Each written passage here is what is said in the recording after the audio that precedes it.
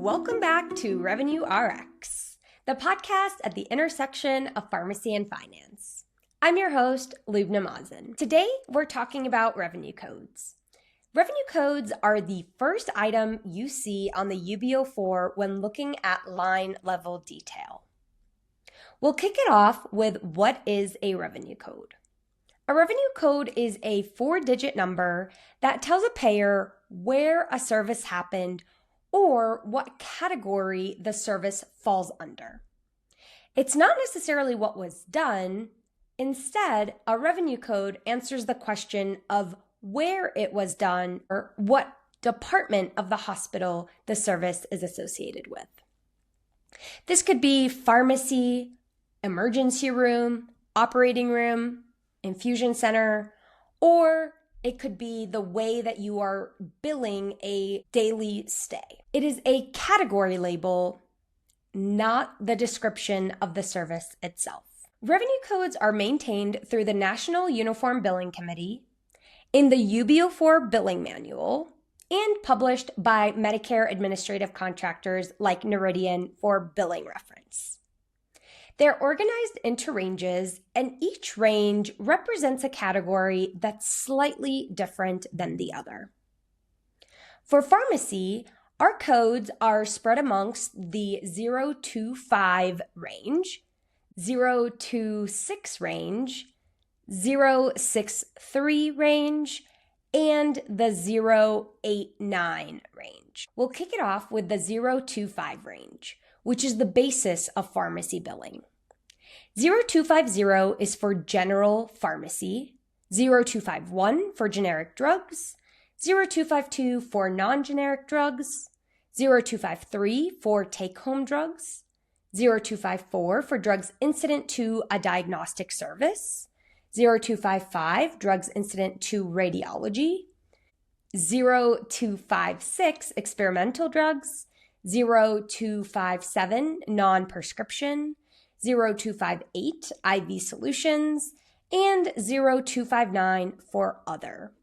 0259 is often used by payers to signify a high cost or carve out medication. The next range is the 0 to 6 range, which is for IV therapies. 0260 is for general IV therapy, 0261 infusion pumps, 0262 pharmacy services, 0263 drug or supply delivery, 0264 supplies, and 0269 for other. The third section is the 063 range.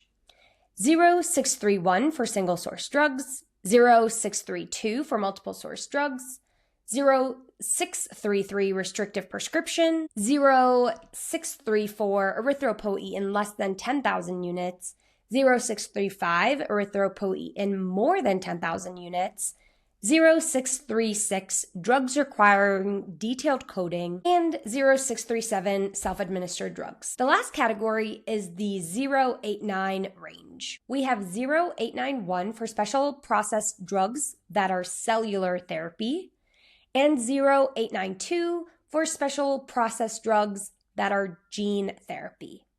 Notice the pattern. CMS didn't just create one pharmacy code and stop. As drug therapies got more complex and more specialized and more expensive, 3 additional extensions got layered on to handle the different mechanisms that go along with pharmacy billing. The progression tells you something important. The 025X, 063X, and the 089X ranges aren't separate categories competing with each other. They are the same pharmacy story, but getting more granular as the drugs themselves get more complex. 0636 deserves its own spotlight. The revenue code that pharmacy teams know like the back of their hand is 0636. It is the revenue code that requires drugs to be billed with the NDC alongside the HCPCS code. This single code carries an enormous weight for biologics, chemotherapy, and high-cost infused drugs. If the 0636 is used and the NDC is missing, incomplete, or mismatched to the HCPCS code, that claim will be rejected. You may be thinking that that is a lot of codes to remember. Most health systems tend to fall somewhere in between in which revenue codes they elect to utilize. In my previous experience, 0250 is one that almost every pharmacy department uses.